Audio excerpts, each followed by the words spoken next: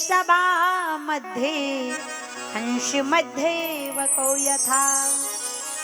माता पिता वह शत्रु होते हैं अपनी औलाद के जो अपनी औलाद को पढ़ाते लिखाते नहीं। माता देवकी ने आज उज्जैन संदीपनी मुनि के आश्रम में भगवान का दाखिला कराया। भगवान ने शिक्षा अध्ययन की। एक दिन उद्धव से भगवान कहते हैं, हे उद्धव, भगवान के परम मित्र सखा उद्धव से कहा, मुझे मेरी मैया की याद आ रही, गोपियों की याद आ रही, एक बार जाओ देख कर आओ मेरी गोपियां, मेरी नंद बाबा, मेरी मैया कैसे। उद्धव गए और उद्धव की शकल कन्हैया से मिलती थी तो आज गोपियों को लगा कृष्ण भगवान आ गए। अब उद्धव जी के पास इतना ज्ञान था कि वो किसी को भी परास्त कर सकते, लेकिन गोपियों के पास ज्ञान नहीं था, प्रेम था, क्योंकि ये प्रेम मार्गी शाखा की थी और वो ज्ञान मार्गी शाखा। अब गोपियां कहने लगी भगवान के लिए, तो उद्धव जी ज्ञान देने लगे। गोपियों ने कहा, हे उद्धव। उसी समय एक काला काला भंवरा आता है। गोपियों ने कहा, हे उद्धव, तेरा कृष्ण भी इस भंवरे की तरह काला हृदय वाला है जो नाना प्रकार के पुष्पों के पराग को लेता है और फिर उन्हें छोड़ देता है। इसी प्रकार तेरा कपटी कृष्ण भी है। नाना प्रकार भाव से समझाया और गोपियों ने उद्धव से कहा, आप ज्ञान मत दो। क्यों? क्योंकि ये तो प्रेम की बात है उद्धव, ये तो प्रेम की बात है उद्धव, बंदगी तेरे बस की नहीं है।